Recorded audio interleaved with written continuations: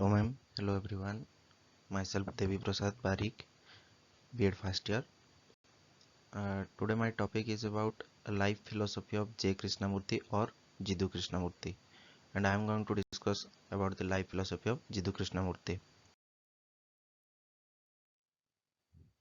So ये मेरा contents है.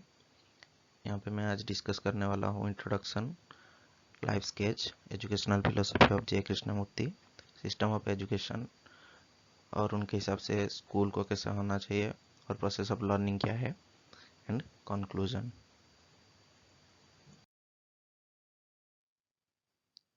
तो जैसे कि आप लोग यहाँ देख रहे होंगे, यहाँ पे कुछ मैंने फोटोज ऐड किया है जिद्दू कृष्णमूर्ति जी के, उनका बचपन का और ओल्ड एज का और अडल्टहुड का. तो अब हम डिस्कस करने वाले हैं जिद्दू कृष्णमूर्ति जी के बारे में. इनका जन्म 11 मई को हुआ था 1895 में एट मदनापल्ली, जो कि एक छोटा सा गांव है साउथ इंडिया में. His father was an official in the revenue department of the colonial administration, and Krishnamurti was one of 5 children. After his retirement from public service, his father offered his services to the Theosophical Society in Chennai. Before death, he traveled throughout the world, talking to large audiences and to individuals about the need for a radical change in the mankind.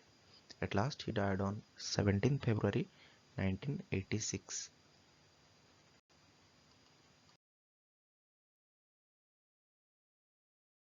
तो अब हम discuss करेंगे brief life sketch of Jiddu Krishnamurti. उनको प्यार से लोग कृष्णा जी और जेके बुलाते थे. जैसे कि मैंने पहले बोला, 11 में 1895 में उनका जन्म हुआ था मदनापल्ली में, और वो एक छोटा सा गांव है आंध्र प्रदेश का, और आंध्र प्रदेश का जो कि साउथ इंडिया में है. और वो ट्रेडिशनल हिंदू फैमिली से बिलोंग करते थे. एट अर्ली एज ही lost his mother. At age of 14, he joined his father, actively involved in the functioning of Theosophical Society at Adyar, Chennai. Madam Annie Besant bring him up. At the age of 16, he authored the book At the Feet of Guru. उन्होंने एक book भी लिखा था at the age of 16, जिसका नाम था At the Feet of Guru.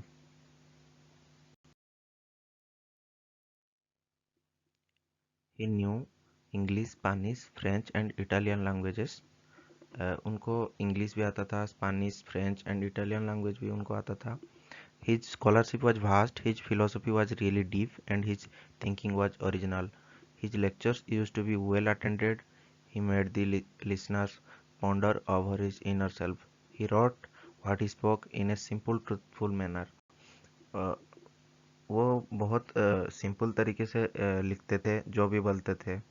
He is a great scholar, philosopher, and an original, genuine thinker. He was a great orator and also a writer. वो एक अच्छे राइटर थे.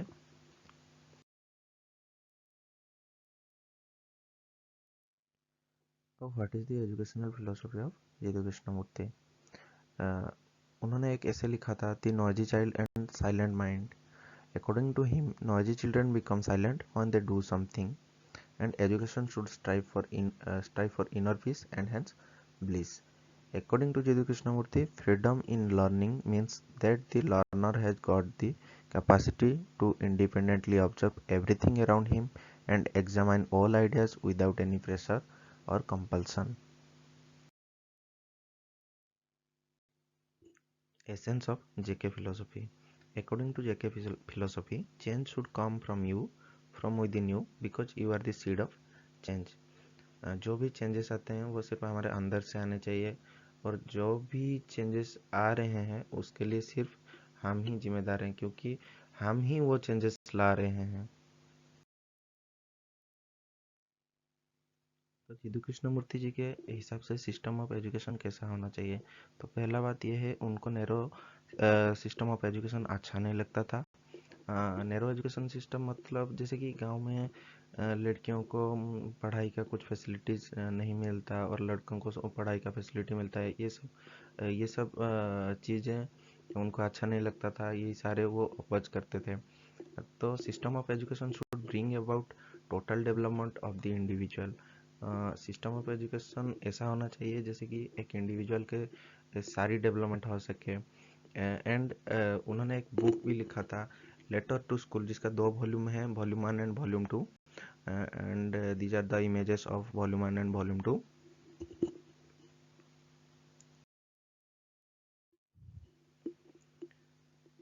जिदू कृष्णमूर्ति जी के हिसाब से एक स्कूल को कैसा आना चाहिए, तो school is the place of learning, जहाँ पे हम बहुत कुछ सीखते हैं और बच्चों को बहुत कुछ सिखाया भी जाता है, जैसे कि डिसिप्लिन हो गया और अच्छा माइंडसेट कैसे रखना है बच्चों को, यही सारी बातें सिखाया जाता है स्कूल में।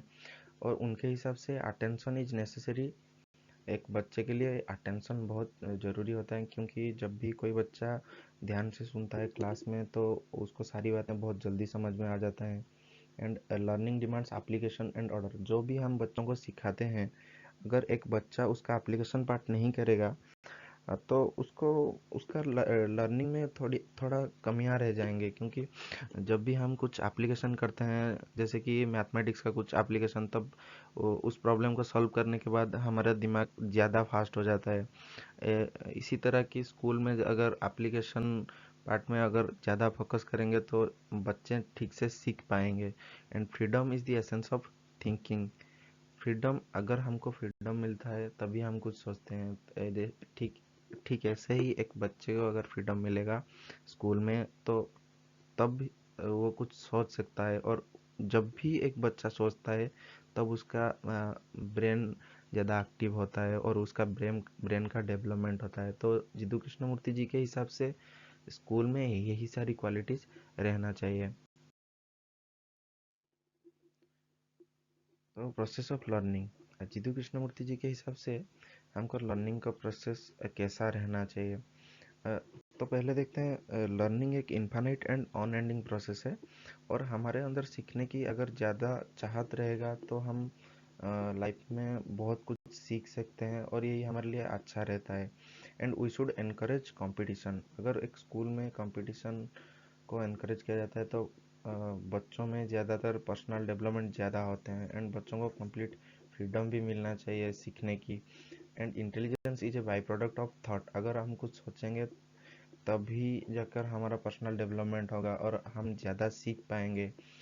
एंड ए टीचर्स ड्यूटी, एक टीचर की यही ड्यूटी होना चाहिए कि उनका और स्टूडेंट के अंदर एक अच्छा कम्युनिकेशन रहना चाहिए, ताकि जो बच्चे हैं उन्हें खोल के उनको सब बता सकते हैं कि उनका प्रॉब्लम हुआ या नहीं हुआ, या उनको किस चीज़ में दिक्कत हो रहा है। अगर यही चीज़ें एक टीचर को समझ में आएंगे तभी जाके उस बच्चे का पर्सनल डेवलपमेंट हो पाएगा। At last, conclusion. Krishnamurti reminds us of, of the dangers of blind nationalism. Even today, the world is under the region of many fundamental forces that use religion, language, and race excuses to divide humanity. Education to him was the vehicle for human transformation. Hence, education should promote global outlook, which focuses on a vision of the whole, free secretarial outlook, and disapproving all prejudices.